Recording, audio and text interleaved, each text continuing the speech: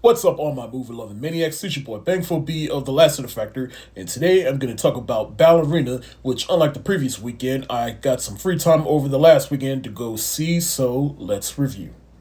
So, Ballerina, or From the World of John Wick Ballerina, it is a spin-off of the John Wick franchise. It takes place between John Wick Chapter 3 and 4.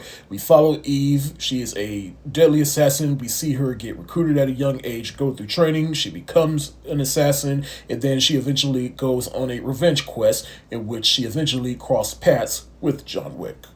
Now, I haven't extensively talked about the John Wick movies, so here are my thoughts. I think this franchise peaked at the first movie. Alright, I'm sorry, what I love about the first movie is how simple it was. Oh, you killed my dog, which was the last thing my deceased wife left me? Okay, you're all dead. And in sequels, John Wick 2, 3, and 4, they were fun at best, but overall, I just really prefer that first movie. And I understand John Wick is good at what he does, but after a while, it just felt like I was playing a video game on easy mode the whole time, and I'm just like, alright, can John Wick have a challenge, please?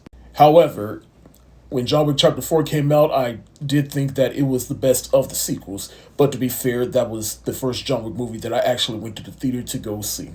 So that might have played a part in it, but that's just where I am.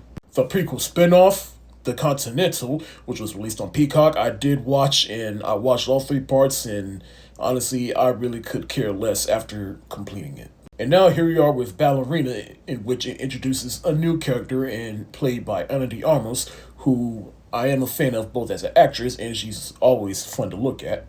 But the movie itself did seem a bit fun, and how did I feel about it? I really enjoyed it. Obviously, it's not the best in, let alone the John Wick franchise, but I thought it was a decent enough action film and a decent enough entry into the franchise. Shout out to the casting director real quick, because if you had told me that the little girl that plays young Ana de Armas in this movie was actually young Ana de Armas from an earlier age, I probably would have believed you. As for Ana de Armas herself, who plays Eve in this movie, I'd say from an acting standpoint, this movie didn't really require much from her. Really, none of these movies ever really require much from an acting standpoint. But as far as the action goes, I'd say she definitely does clock in her work. Even if she didn't do all the action, she still clocked in her work. And I do like the fact that in this movie they point out the fact that because she is a woman, she is naturally smaller and weaker than men. And they tell her to basically use that to her advantage, even if that means adapting and cheating at times, and utilizing her environment and resources, which they definitely do put an emphasis on in this movie, and I do appreciate that. Most of my favorite action scenes in this movie involved the flamethrower and grenades.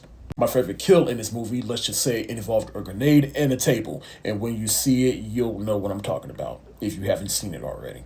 Despite the fact that I am a bit confused as to where exactly this movie takes place between John Wick Chapter 3 and 4, I thought they used John Wick sparingly in this movie, and played once again by Keanu Reeves. I thought the rest of the cast did a bit excellent. We do see some returning characters, like Winston, played once again by Ian McShane, and he is the head of the Continental.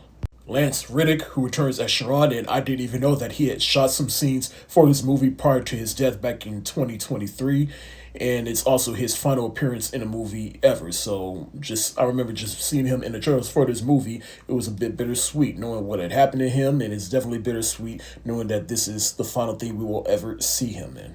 Homeboy from The Walking Dead is in this movie, and for the little they used him in, he was fine. Angelica Houston returns from John Wick Chapter 3, and she's the head of the Ballerina Assassin program, and she also teaches Eve in this movie, and she was good in this film. Now, I've never ranked the John Wick movies, so I'm going to have to let this one marinate with me a little bit before I decide where this falls with me with the other John Wick movies. But like I said, I thought this was a decent enough entry into the franchise, and I don't mind seeing more of this character and seeing her more integrated within more of the John Wick universe. I'm going to give Ballerina the thumbs up emoji.